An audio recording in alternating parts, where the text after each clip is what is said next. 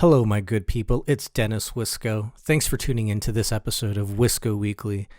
I'm here with you, trying to make sense of everything that is going on in this pandemic and in this economic crisis. And we have now entered the phase of the economic crisis that is dealing now with stimulus packages. We've already passed the CARES Act. We've passed 2 rounds of the Paycheck Protection Program, which has now totaled about $670 billion in loans and grants available to small businesses. And there's no doubt that in the coming months, we will see another stimulus package specifically targeting the automotive industry. If you recall, back in 2009, there was the Cash for Clunkers program. The Cash for Clunkers program was a stimulus program aimed at stimulating new car sales, but specifically as a way to discourage people driving less fuel efficient vehicles on the road. They would trade that in and they would buy a new vehicle that was more fuel efficient. That was the Cash for Clunkers program back in 2009. Get someone out of their old used car and into a new car. Well, in Los Angeles, there's an organization, a public-private partnership called the Transportation Electrification Partnership, which is comprised of public and private sector individuals. They are looking to propose a stimulus package that incentivizes more electric vehicles. Now, we have the 2009 stimulus package and potentially this other stimulus package aimed at incentivizing more electric vehicles. There has to be something else in between that. And that's what is one of the topics that are covered today with my guest, Mr. Dale Pollak, the founder of vAuto and the executive vice president at Cox Automotive. I want to thank my media partners, CoMotion Miami and AutomotiveMastermind, for their support of Wisco Weekly. Please do check out CoMotion Miami. They have their event scheduled towards the end of June, June 25th and 26th, I believe, in Miami, and it's a great event. I went to their CoMotion Los Angeles event, and I was a big fan of all the guests, all the speakers, all the topics, all the people that were there, and I'm sure it's going to be another great one that they will put on in Miami towards the end of June. You could visit wiscoweeklypod.com/CoMotion to learn more, and also you could get 20% off admission to attend their event. And I also want to thank Automotive Mastermind. Automotive Mastermind is the leading predictive analytics and marketing automation company in the automotive space, in the automotive retail space. To learn more about them, visit wiscoweeklypod.com/mastermind. Now, are you ready to learn what could happen, what will happen in this next future, or in this immediate future of automotive retailing? I now bring to you Mr. Dale Pollak, founder of vAuto, executive vice president of Cox Automotive.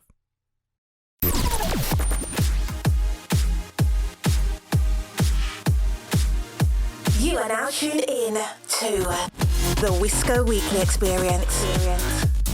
Mabuhay, bienvenidos, vitete, willkommen, and welcome to Wisco Weekly, listeners. Thanks for tuning in to another episode. I'm your host, Dennis Wisco, and you are tuned into the podcast that is exploring the new business models for the mobility of people and goods.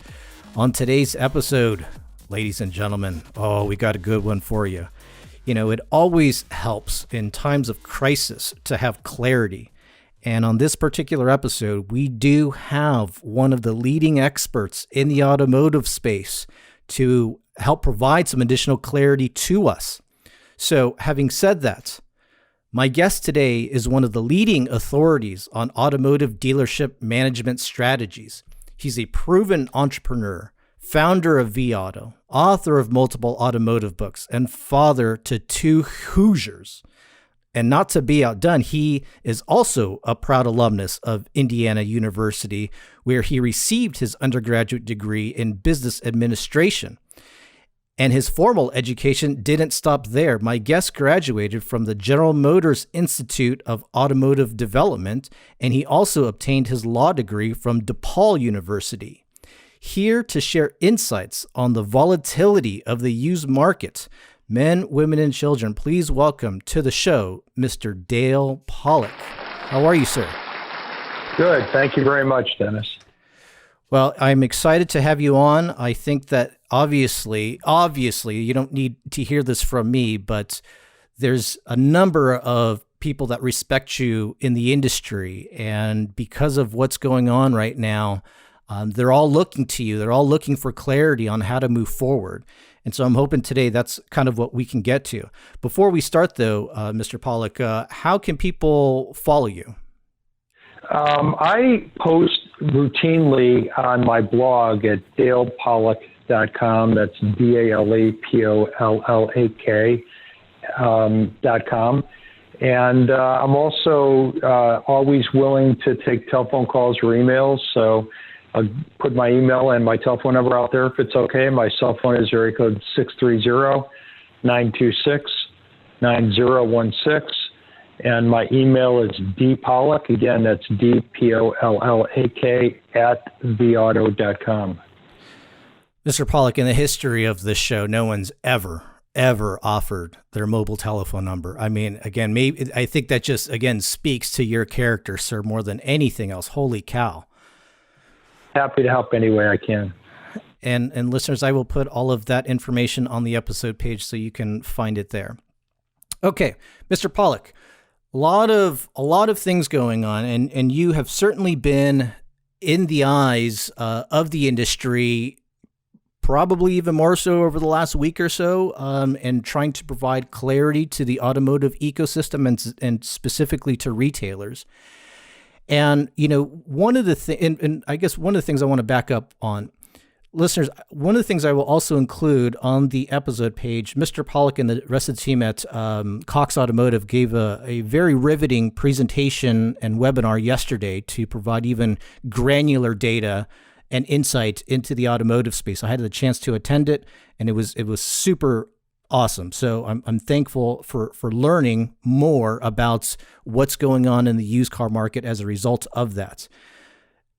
Having said that, there are a lot of things that you have already discussed on Automotive News, CBT, even on your own website, and I was hoping to provide some clarity on how you're thinking about things. One of the things that you have mentioned on your open letter is what we're seeing on the screen here, and I quote, "Many dealers arrive at a clear conclusion of what they should do with their current used vehicle inventory. Sell it quickly and keep the cash. The sell now strategy also makes sense given another business in crisis reality, that is, cash is king." So, Mr. Pollak, you could have said a lot of different things and advocated for. You could have said that retailers should look to be more data driven. You could have said that there's with the current inventory you have, maybe you look to investigate flexible ownership. Although I don't know that you would have said that specifically, but again, there's lots of things you could have advised. However, you're wanting to recommend that cash is king, and so I'm interested on why it is that this is one of the particular philosophies that you advocate for right now. Right. Well, I appreciate that question. First and foremost, the recommendation of converting cars to cash simply faces the reality that our business, the retail automobile business, is presently off considerably, and it's my belief that it will remain off for a very long time to come. And yet expenses continue. So first and foremost, the recommendation to convert cars to cash is one for survival. I think it's imperative during a downturn for dealers to have ready access to cash to pay their bills. Once they have their cash or their expenses covered with cash, I think secondarily, there is a strong opportunity to participate in a new, greatly reduced wholesale price market and ultimately prosper in the retail market for having done that. But first and foremost, as I said, it's a survival strategy. Most dealerships, as you probably know, have the preponderance of their cash tied up in their used vehicle inventory, which are relatively illiquid assets. So it's just a liquidity strategy for survival foremost. And I know this is kind of an adage that will always hold up. Given the trend in retail prices for used cars and that most dealers are holding the line of their retail price, is there a certain maybe time frame that you would, or maybe you don't have to get that specific, but what would be the components of a time frame that retailers should look to start to liquidate inventory into cash? Right. The term liquidation implies a certain amount of urgency. And I speak of that word liquidation implying urgency purposely, because what we have seen over the course of the last 4 weeks is the wholesale market dropping presently to the extent of roughly 12% on average. So what that means is that the vehicles that the dealers currently have in inventory likely were purchased in a previous wholesale market environment that was roughly 12% higher. So they're sitting with millions of dollars of inventory that literally could be replaced or duplicated tomorrow for tens of thousands, if not hundreds of thousands of dollars less. So then the question is, well, okay, what's the hurry? Well, I think that there's a moment of opportunity for a dealer who really gets after it quickly, because strangely, although the wholesale market's dropped 12%, the retail market has only dropped roughly 1% to date. So there's an asymmetrical relationship between wholesale values and retail values. And normally, wholesale and retail values move in concert. But this is a black swan event, and it's caused a disruption and consequently that asymmetry. So while there is that asymmetry, I think there's a marvelous opportunity for dealers to discount their vehicles the minimal possible amount and differentiate themselves from a value standpoint from the masses of other retailers marketing similar vehicles. So I think this is a good case where the early bird gets the worm, gets the reward by being an early mover in terms of converting these cars to cash. Once every dealer comes to terms with the fact that they're going to have to reduce their inventory and everybody starts to do it in earnest, I think it's going to touch off a bit of a race to the bottom mentality, and the amount that any given dealer is going to have to discount in order to differentiate themselves in terms of positive value relative to the whole will be a greater amount later than it is today. Is there any correlation that we can draw from the 2008 financial crisis and the used car market at that time? One of the things I can recall is in the absence of data, a lot of retailers were appraising vehicles for a relatively, what became an arbitrary amounts, but eventually it seemed like it was just the standard. And I recall that the dealership I was at, the standard trade-in value was whatever wholesale minus 5,000. And again, that was kind of the standard way that they would try to operate. Is there any similarities or correlations that we can draw from the 2008 financial crisis that can also give some greater insight onto the values of used cars? Well, looking back to the 2008 crisis, actually, values of used vehicles held up very strong.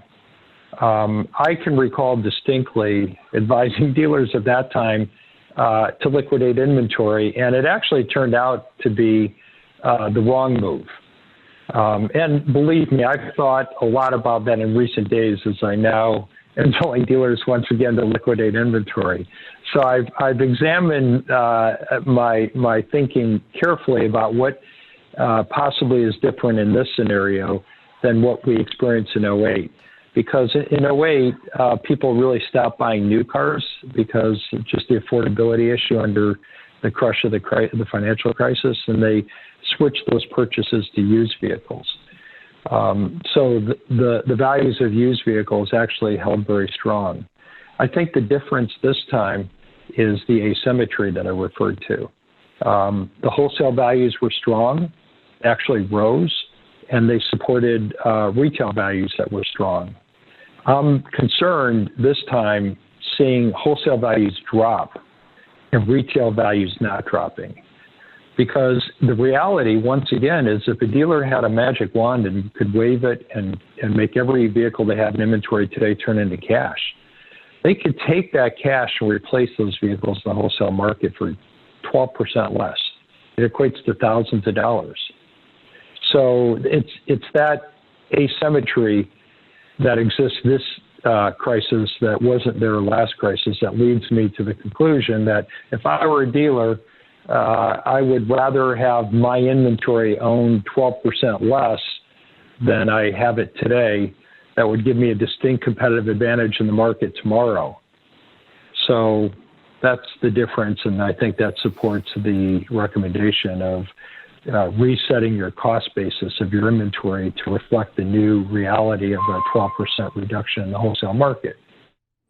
I got chills on my arm, Dale. I think that was that absolutely now makes absolute sense, especially when you look at this in the context of the 2008 financial crisis. So I am now fully on board with this strategy. Again, not to say I wasn't on board before, but I also thought that the cash is king advocacy was kind of, your standard adage in economic crisis times.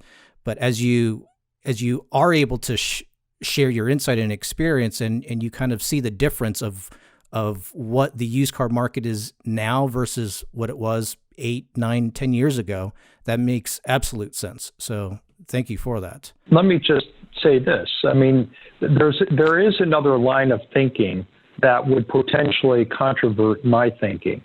And I think it's fair to put it out there. And this is a very fluid, dynamic environment, and I don't want to be singularly minded on anything. But one of the things that is really beginning to emerge is the disruption to the OEM supply chain.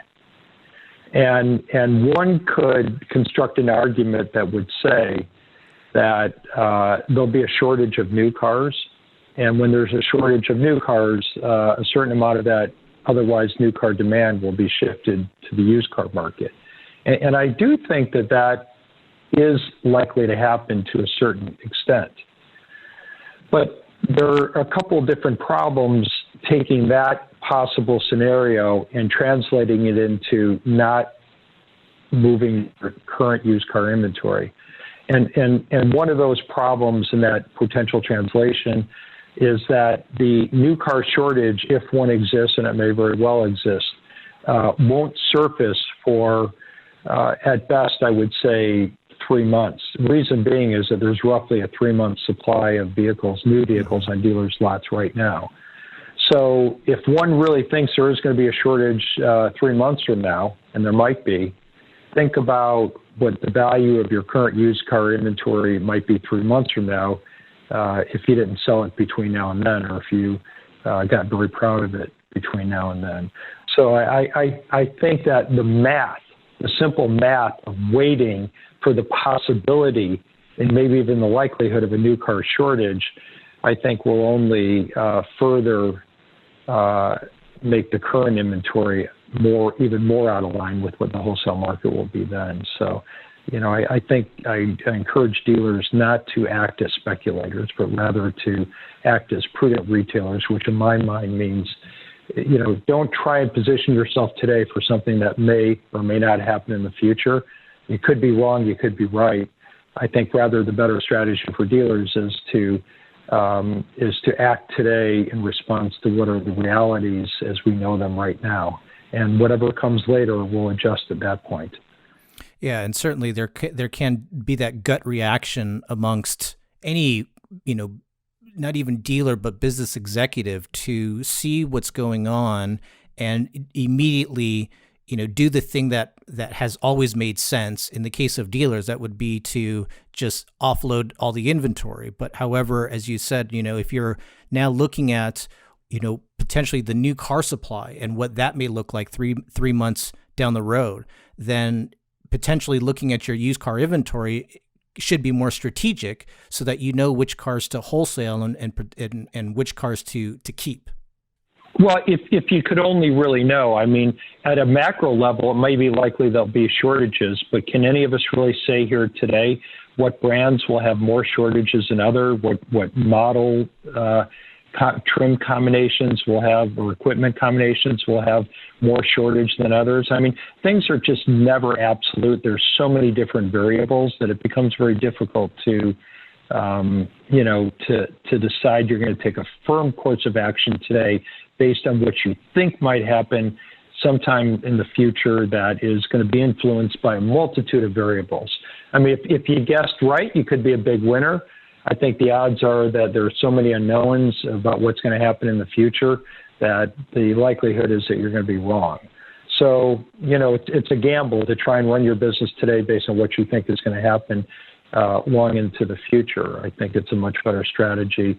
Let's sell cars today prudently in the environment that we currently can see and understand.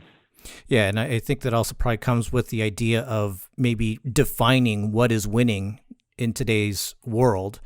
And then hence when you can clarify what that means to win in today's economic environment, then you can start to enact some of the different strategies that would make the most sense for your business. Precisely. And in the face of a significant crisis, I think, winning first and foremost means surviving.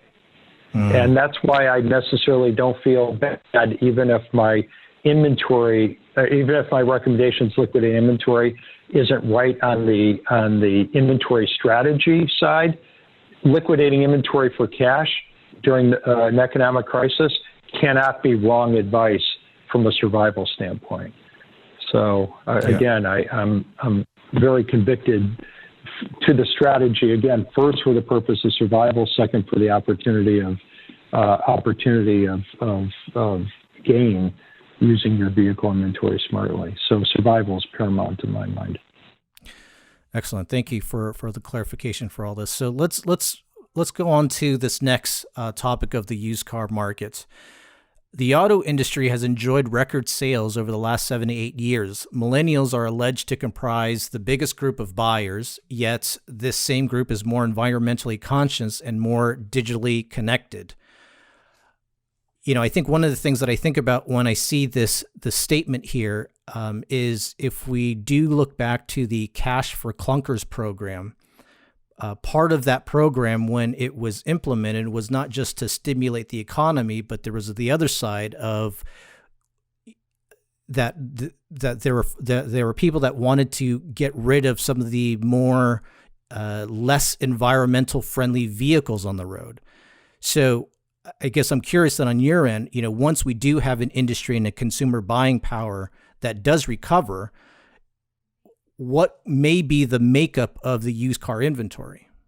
Well, I think at the essence of that question is what is the future of hybrid and electrification? And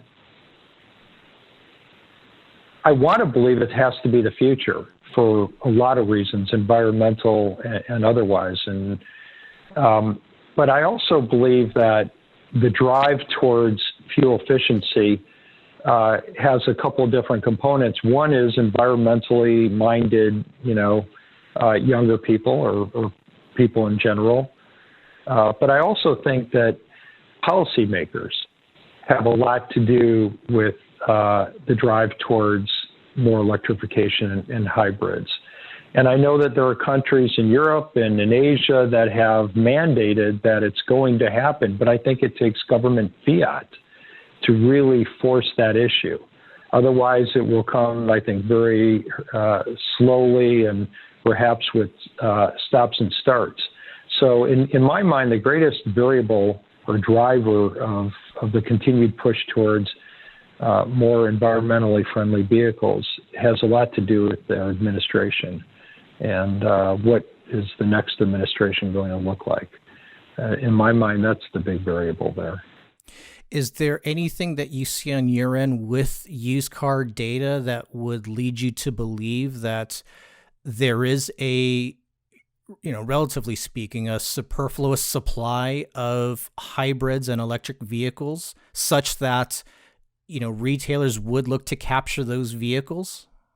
Well, unfortunately, the used car park as it exists right now is comprised of a relatively small percentage of purely electric vehicles. It's growing, but it's growing fast, but it's growing on a small base, and still constitutes in absolute terms a very small percentage of the overall used car park. And hybrids, only slightly more. So it's really difficult to say that the powertrain of the vehicle is yet to be recognized as a significant differentiator, positive or negative, in the used car market. They're out there, but it just doesn't constitute enough of the market really to command, meaning, at least in my view, meaningful trends. I would like to believe that will change, but it's unfortunately still a relatively small percentage of the total. So, one of the things that I'm hearing more and more about, and I would think it makes sense because it seems like the government and in general the economy has a somewhat of a similar roadmap to the '08 financial crisis, and that is a cash for clunkers type of program being re-implemented. As I just mentioned, that there were kind of two big parts of that cash for clunkers program. Is one, to stimulate the economy and stimulate buying, and then the second part was to essentially replace some of the less efficient vehicles with more efficient vehicles. If you were on the, you were in charge of policy here, and there was going to be a cash for clunkers type of program again, what kind of adjustments would you like to see to it? Well, I don't think that we are going to see a cash for clunkers program, and I do know that there is emerging talk about it.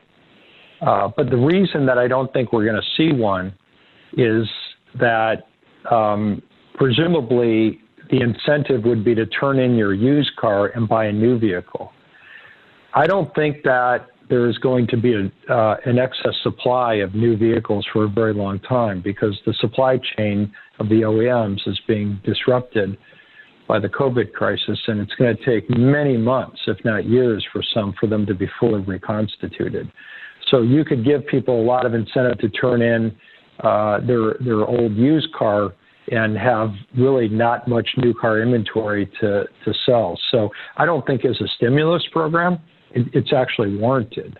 And I know your question is in a slightly different angle, but I don't think the policy underlying cash for clunkers in this crisis is warranted as it was in '08. In '08, the problem was that there were tons and tons of new cars sitting on dealers' lots that needed to be moved. So it made sense to get all those old those inefficient fuel cars and polluting cars off the road in favor of more environmentally friendly ones, and at the same time relieve a glut of new car inventory. But we don't have a glut of new car inventory, or we're not going to have a glut of new car inventory. So I don't think policymakers will land on that strategy. Rather, what I see is the clear problem where the clog in the plumbing pipes exists currently in the automotive ecosystem is in the used car market. We've got an unprecedented large number of vehicles sitting at auctions that aren't selling. And just to give you some sense of it, in the course of roughly 1 month, from mid-March to mid-April, at Manheim auctions alone, the volume of cars that came in waiting to be sold jumped 100,000 cars. The market day supply of inventory at our auctions right now is roughly 140-day supply. Well, if you go back to the same period 1 year ago, we had a 22-day supply. So where the real clog in the pipes is in that used car market, and particularly these cars that are sitting at auction waiting to be sold are late model cars that are being turned in off lease and defleeted from rental car companies. So I think the smartest thing the government could do, or for that matter, the manufacturers could do, is put incentives on certified used vehicles.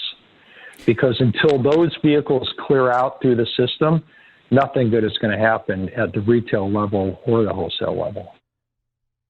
Oh, I mean, and unfortunately, I don't know that has the ability to drive an environmental-minded outcome, but it certainly would significantly address the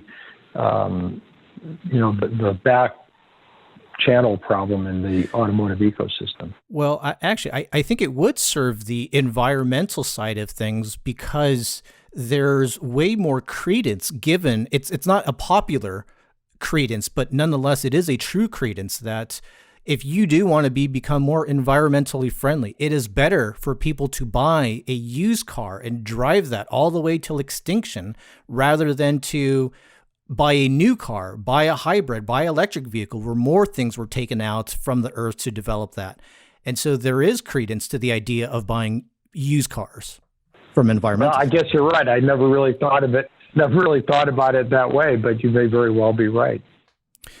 Well, that is actually super enlightening and interesting, actually, to hear your side of that, because that's definitely not anything that I've heard before. Again, I guess this is why it's great to have you on and talk about these things, because the default of what I'm seeing in the retail space is, okay, we need a cash for clunkers program.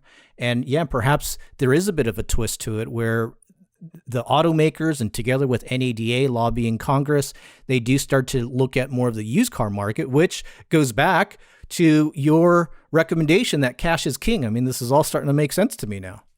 Yeah, in a big picture way, it does. But I mean, to be sure, it's still very fluid, and there's winds blowing in every different direction. But as I always come back to, what are the major, not the only, but what are the major macroeconomic forces that drive markets? And it's supply and it's demand. And right now, what I see is a high supply in the wholesale market, and I predict a relatively weak demand for some time to come on the retail side. So, you tell me what principle of economics or force in nature would say otherwise when you have high supply and low demand, that it won't have a toll on prices. It won't have a deflationary effect on prices. And ultimately consumers will be the winners of those deflationary prices. Yeah, I agree. And I've been such a big proponent of advocating more for used cars these days. One, from an economic standpoint, just the fact that, there's, I'm kind of the mindset right now that's, and this was even before the economic crisis, that, we as a society need to be a bit more financial savvy. We need to save a little bit more. And so, perhaps buy the used car, because cars, especially over the last 10 plus years, 15 years, they've been made really, really well. And there's lots of great technology that you can find in these cars nowadays that you can get a really good 2015. Hell, you can even go older than that. You can go like a 2012 Audi A8 for like $35,000 and get that thing pretty well loaded. And again, it's a well-built car kind of thing. So, I mean, I'm with the whole idea of consumers looking to buy more used cars. There is no question used cars are great values. So let's move on to a topic that I think is going to be coming. Well, it probably won't be discussed anytime soon, but nonetheless, at least when the economy was doing good, there were a lot of businesses, including some, or at least one that I know of within the Cox Automotive ecosystem, that is moving towards the mobility ecosystem. And I have a quote here: "The crisis also could halt development on new services that distract from the core businesses of building and selling profitable vehicles." This is John Cassessa, who's an investment banker now, but was previously a Ford Motor executive. So this leads me to believe that some of the mobility companies that are out there, and they're specifically relying on the used car market, this presents a very, very big challenge for these companies. Do you believe that there's room for any kind of, do you believe there's any room for these mobility services in the next year? Well, in the next year. So there's no question that mobility services are on the forefront of the future of the automotive industry. And it's where presently most of the, or I should say most, a great deal of the R&D budgets of the manufacturers and suppliers are being allocated. And of course, when you talk about mobility services, that encompasses a wide range of things. And autonomous cars in your mind may or may not fit in that category. But suffice it to say, these are all capital-intensive endeavors. And I think that they're not going to go away, but I do think they're going to get pushed out. And we saw an announcement perhaps just this morning, I think, from General Motors that they were shutting down Maven. Their Maven program. Yeah. And I think that's just emblematic of good, practical, prudent decision-making, cost-cutting at the manufacturers. I don't think they're necessarily giving up on mobility services, but I think under the current capital needs of the companies, I think they're reallocating budgets, and those are likely to be defunded. But I don't believe that they're going to go away. I think it's just going to get pushed out. Yeah, I mean, I believe that's one of the things that will happen is the good ones will look to find a way to stick around, and the bad ones will go away, right? So let me just give you a sense of what I think is a good one, what I think is a bad one in the mobility service realm.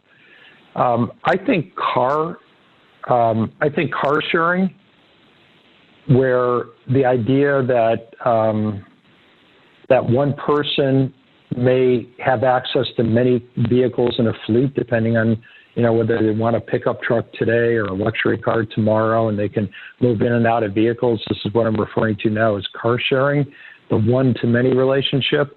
And I think you've seen several examples of companies who have tried, where you pay one fee and you can switch in and out of cars. I think that's one of the bad models. The math simply doesn't work. Nobody or not many people or not enough people are willing to pay enough money to cover the depreciation of a high-dollar fleet of vehicles that largely sit idle while people are deciding whether or not they want to drive this one or that one today. I think that's a model that's bad. It doesn't work, and I think you're going to see those shut down if they're not already been shut down. On the other hand, I think in the mobility realm, a model that makes a lot of sense is not car sharing, but ride sharing. We all understand when you say the words mass transit, we think about buses and planes and trains. That's mass transit. I see vehicles being ripe disruptors for mass transit to become micro transit, where you might be able to push a button. And instead of having to deal with the car payment to get yourself to work, and instead of having to go to the train station and work on a fixed schedule of a train route or a bus route, I can see a day where you push a button on your phone and a car will arrive at your door guaranteed within 5 or 7 or 10 minutes. Now, there might be 1 or 2 or 3 other people in that vehicle, but you know what? When you get on that train or bus, there's going to be many more than 2 or 3 people sitting around you, and that train or bus is going to make many stops that are not yours. So I don't know about you, but I'd rather organize my life around a 5 or 7 minute wait on demand to get in a vehicle properly secured, maybe with 2 or 3 other people, than get on a train or a bus with hundreds of other people. Now, obviously, there are some issues that need to be worked out. Who are those other people? Can I trust them? That sort of thing. But those are solvable problems. So I think that ride sharing, and fundamentally what ride sharing does is it takes the cost of driving a mile or transporting yourself for a mile in a vehicle from a very high rising cost to a much lower cost. The cost of driving a mile of a vehicle today, when you consider ownership and all of the incidental expenses associated with ownership, including gasoline and maintenance and repair and depreciation, the cost of moving a mile in a vehicle is high, and it's getting higher every day, and more it's getting out of reach of more and more people. So I think that micro private transportation makes a lot of sense, and it also takes a burden off of the public infrastructure of the economy. Yeah, 100%. I mean, as part of at least the first package of the CARES Act, it allocated about $25 billion to all transit agencies. And I know that a lot of these transit agencies are going to be using this more for, capital type projects and expenditures. And I've always looked at that, as well. why don't we look to maximize that which we already have? A, as we've been talking about, a glut of used cars now, and B, we have these roads already that we need just to use better. And certainly one of the aspects then, or one of the tools, one of the ways we can use the roads better and use the supply of used cars is through ride sharing, which, hearing hearing you share that that's potentially an opportunity is kind of a bright side for me, at least. I've always thought of ride sharing to kind of be close to its plateau already, but certainly I'm open to knowing, I guess how the used car market can actually now effectuate transit services. Well, if you think about the airline industry or the cruise ship industry, in spite of their current state under the COVID environment, there are a whole range of air travel options, all the way from somebody owning their own private jet to leasing a jet to being part of a fractional ownership of a jet to taking a commercial jetliner with a first-class ticket versus an economy seat. And then, after the planes in one country become too old, they get sold to another country who, uses them for another life cycle. So, and you can make the same analogy of cruise ships. Some people own their own yacht, and, the same analogy. So my point is that the asset of transportation, whether it be a plane, a boat, or an automobile, has a life cycle, and at every phase of that life cycle, there is an audience that's willing and capable financially of commanding that asset. And so I think that taking that abstract concept and applying it to used cars, if you happen to be particularly well off, you might be able to press a button and have a vehicle arrive at your door in 5 minutes. It's guaranteed to be a one-year-old luxury car. And if I happen to be less financially well off, I might have to press a different button because of my budget, where I press a button instead of having a car arrive in 5 minutes. Maybe I have to wait 20 minutes, and maybe the vehicle that arrives at my door might be a 4-year-old car. And that 4-year-old car that arrives at my door 4 years earlier might have been the car that arrived at your door. So, I guess you see where I'm going. Used cars have a definite role in this. It might not appeal to the wealthiest crowd who wants to ride share. I mean, think about the Uber application. I mean, right now we can press a button to have a black car, we can press a button to have an Uber X, and we pay accordingly. Mm-hmm. And that, right. So it's that stratification that will cover vehicles, I think, of all ages. Does that make sense? It absolutely makes sense. It absolutely does. And again, this is part of hopefully not just the learning experience for me, but for others, because I don't even want to say these are facts. I think these are truths. I think the reality of what we're dealing with is that we have plenty of used car assets now, especially now, right? And there can be these better ways to utilize those existing those existing assets. So it makes a lot of sense. You're so right. Billions of dollars of vehicle assets, and what I know, and that is that the average vehicle has 4% utilization, maybe 2 hours a day.